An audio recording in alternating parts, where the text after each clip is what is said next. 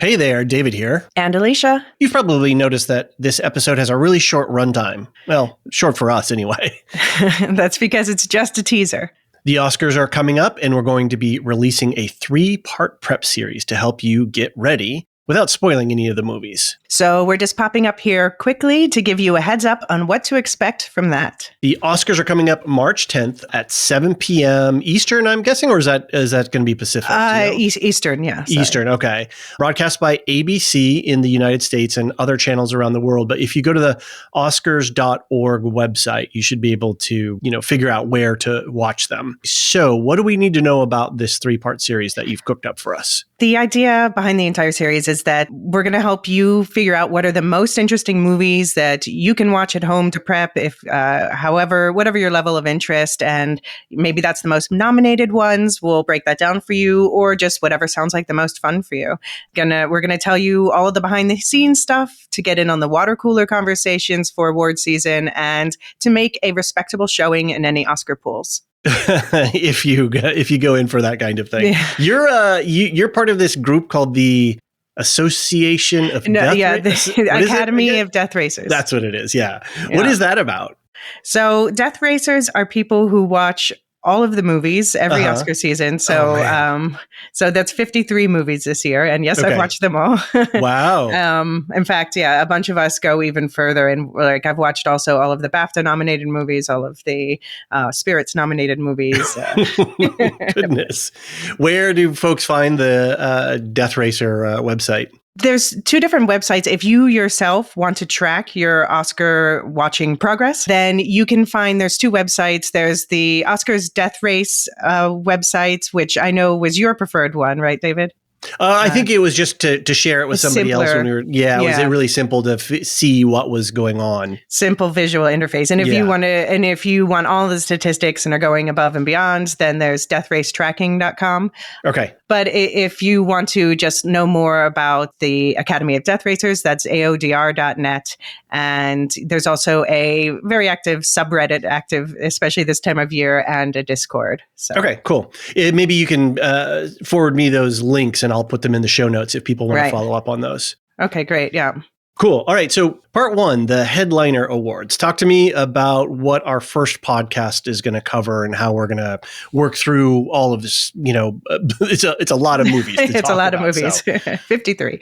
Yeah. So we're going to start with, of course, the Best Picture 10, because these are the movies that are nominated for most of the awards. Okay. So we're just going to lay the groundwork. We're going to talk about them in the order of the number of nominations that they have. Got it. And then we're also going to touch on in that episode the other so-called above the line categories like directing, acting, and writing. Okay. Yeah. We'll make sure that you're up on the favorites to win and, what the category controversies are in the most popular awards. Cool. And then to make it a little bit more interesting, since I personally have not seen all of the above the line nominations, we have decided to chat with a few people from the community and some other folks that we know to share some voices and thoughts from the wider community. I know that your father is going to be talking about Killers of the Flower Moon. That's very cool. You want to set that up a little bit? Yeah. So I've already recorded an interview with my father about he lives in Oklahoma, and his grandfather, my great grandfather, was part of he got one of these oil allotments. Wow. Okay. And my father's very into the history. He's read the book multiple times. He's watched the movie now multiple times, and he had a lot to say. He actually prefers the movie to the book. Wow, that's really interesting. Very cool. Well, that'll be a cool interview. And I know we're going to talk to Marilyn about Barbie because she was an OG collector of the Barbies way back when. So I'm sure she's got can't wait to hear what she thinks of the movie. Absolutely. And then we've got a few other community members that we've reached out to on our Discord. Folks who have expressed opinions or thoughts about movies, where they've really shared something that was important to them, or they had a really cool insight. So, yeah, really excited to hear some more voices from the wider Lorehounds listening community. Okay, so part 2. The hidden gems. Yeah. What's this podcast going to be about? So yeah, these are kind of my favorite categories every year because these are the movies that I probably wouldn't otherwise watch. Well, one of the categories is animation. Of course, I would watch those. But the other categories are international, documentary, and short films. Okay. These are, movies that you'd probably miss. And for me, they're windows into other worlds. So we're going to give you the spoiler-free tips on what's been nominated, where to find it, and anything that sparks your interest. You can have a horse in the race when it comes to Oscar Day. Okay, sounds good. And we've got some more outside interviews as well. You've reached out to some of the folks that you're friends with in the Death Racer community and other professional and personal contacts. So we're going to get some even wider perspective on those. Absolutely, yeah. Great. And part 3, the blockbusters, aka the technical awards. Those are blockbusters. So the technical awards are they're also called the below the line awards, and they're the ones that are dominated. That's when they push those off on the other night, right? There's a whole other award ceremony for those. Well, no, they would if they were to jettison any awards, it would be these. But these are the biggest. These are the headliners of the technical awards. Got it. Okay. But I mean, calling them the technical awards may not make it sound that appealing to a lot of people. But these are basically, first of all, it's going to be all of the Best Picture nominees and the biggest movies that most of you have probably watched this year. Like Napoleon and The Creator, movies we've covered even. And these are the awards that are actually rewarding people for making movies look and sound the way they look and sound. So these are the people who make movies good. Yeah, so we've got cinematography, visual effects, production design, editing, sound and music. We're going to, I know Jean's going to be joining us to talk to a bunch of, and then we're going to have some other members from the community and beyond with some insight into the different categories. Jedi Bob is prepping to talk to us about sound. Yeah. Great. Yeah, that'll be nice. And again, we're still pulling together all of those people and getting those files sorted out and that kind of stuff. So we don't want to say too much because we got to get things sort of lined up a little bit. Right. Okay, so I was just looking at the Oscars Death Race website and trying to think about the things that I have seen. I just saw American Fiction, loved it, so good. I've seen Barbie. I've seen half of Killers of the Flower Moon. I've seen Maestro. I really want to watch Oppenheimer, and I'm not sure that I'm going to be able to fit in Past Lives, Poor Things, The Holdovers, or Zone of Interest. So, but I'm here. Who is it? Somebody was just on the Discord saying that they saw Zone of Interest, and it was that Adrian, I think? Yeah, there's Adrian. Yeah. Yeah. And saying how powerful it was and how visually incredible it is. It is very powerful. And actually, it's coming out on video on demand on the 20th. Okay. Oh, there you go. That's good. Yeah. And Poor Things is coming out on video on demand on the 27th. So those are the last two big ones that were a little bit more difficult to watch. And now they're going to be a little easier to watch at home. And I just have to always plug Poor Things Past Lives is only nominated for 2 Oscars, but it is the emotional favorite of a lot of people, including myself. So if you want to know why everyone's gushing about this film, it's hard to describe, but you just have to see it. I think I'm going to have to sign up on the Death Race website here because it looks like it has some really cool ways to track your movies and stuff like that as well. Yeah, exactly. So it would be kind of fun. I wouldn't mind maybe for myself, like as a personal goal. I don't know that I'll be able to do it before the Oscars, but within this calendar year to see at least the 10 Best Picture nominations, that would be kind of a fun goal. I'm not traditionally a big Oscars tracker. I mean, I think they're interesting and I've always had an awareness and sort of paid a little bit of attention to them. But it was until you pitched this idea for these podcasts that I started to get a little bit more engaged in interest, have my interest build in the process a little bit. And it's kind of like the Super Bowl for entertainment for movies, right? It's a big deal. Absolutely. So, we call it our Super Bowl for sure. Right. And you compared it to fantasy sports at one point, which I see what you mean, but there actually is, if people want to take it to that level, there's also, you're a little late for this season, but there's something called red carpet rosters where you actually do.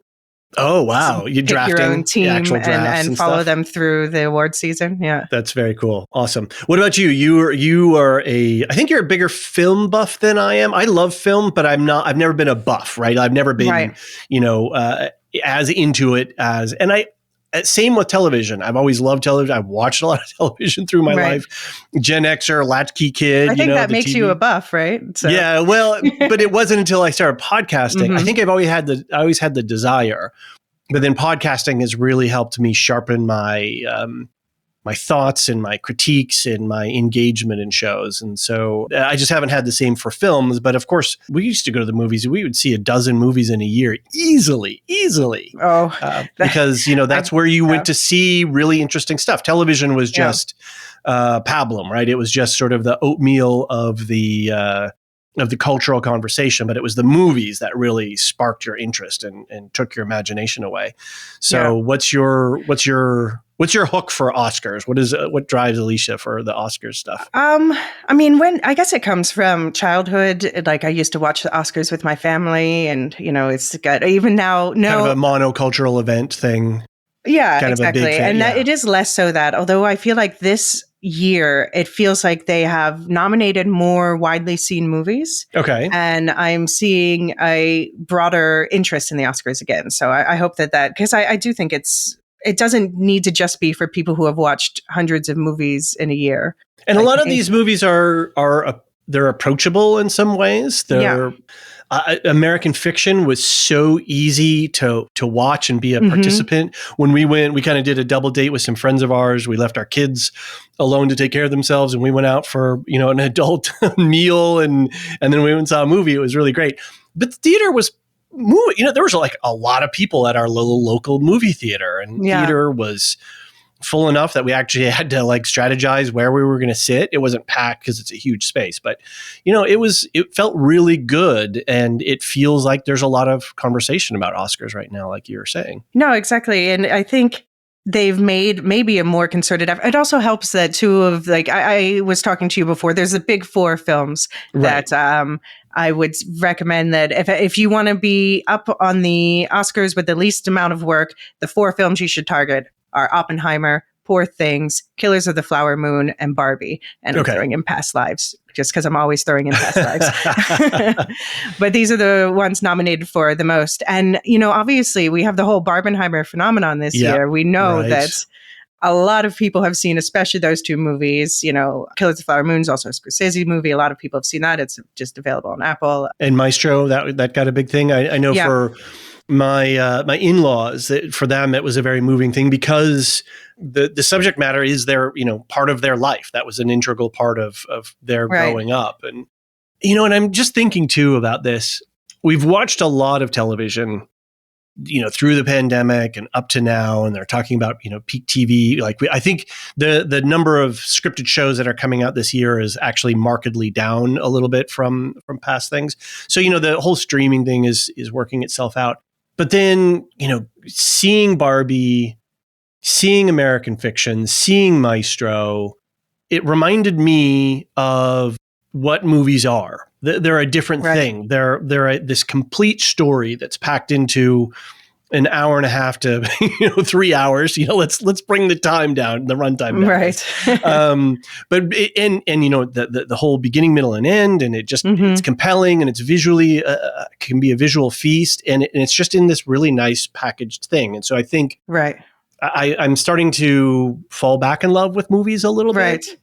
Well, I think also one of the movies for me. So my two movies of the year are, I've said Past Lives enough. That's tells me what film is from the way that you can subtly represent the ineffable beauty in life and love, this sort of intangible thing that you can only represent by showing the story of someone's life play out. Got it. But then on the other hand, my other favorite film of the year is Poor Things. And that for me is just the encompassing everything that a movie can be, just wild fantasy, but also juggling with complex ideas about what does it mean to be an independent person and our need to control others, and how do we develop ourselves, nature versus nurture, but, in this technicolored fantasy. Yeah, I'm going to have to see that now because it got kind of mixed. It got mixed things, but visually it's supposed to be beautiful too, right? I think that there's one thing and so Yorgos Lanthimos, he's already, he's just one of my favorite directors. He's Got it. also the one who did The Lobster, The Favorite, Dogtooth, The Killing of a Sacred Deer. And can be a tough swallow for especially, some American audiences, because there's a lot of sex in Poor Things. There's a lot of sex in Poor Things. And also there's, it brings up questionable morals because that's the point. Right. So it's based on a book, and it actually got me to go back and pick up and at least thumb through the book. And there's a website also that you can explore the book. And it's, he's taking the source material and combining it with ideas that he's examined in past movies. And it asks a lot of complex moral questions, and not everyone's comfortable with that. And I get it. Sure. Right. Yeah. If for some folks, the movies are entertainment and escapism as opposed to challenge. And yeah, but it also has Mark Ruffalo being very silly in a funny way. Very cool. Great. Well, this has been a fun conversation. I guess this is kind of what you could look forward to when we get into the actual podcasts and talking about the actual movies. Our plans are to get the first one out sometime the week of the 18th, and then for the next two to drop within the next 2 weeks before the Oscars on the 10th, so that you're fully briefed before the big show happens. So be sure to check out our main feed. So if you're listening to this on one of our specialty feeds like Wheel of Time or Star Wars, make sure you subscribe to the main Lorehounds feed to get all of the podcasts. Stay tuned to our Discord. And if you have any general feedback, anything that you want to write in and give us some thoughts about, drop us an email, lorehounds@thelorehounds.com, or visit us on our website, and you can leave a voicemail of your own or send in a message using the contact form. Elysia, any other thoughts before we bounce out of here? No, just in case you can't tell, I'm so excited to talk about these movies with you guys. You're beaming. You're beaming across the interwebs. Awesome.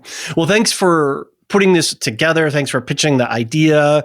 It's a very cool project, and I look forward to doing it in coming years. So thanks for everything. Yeah, looking forward.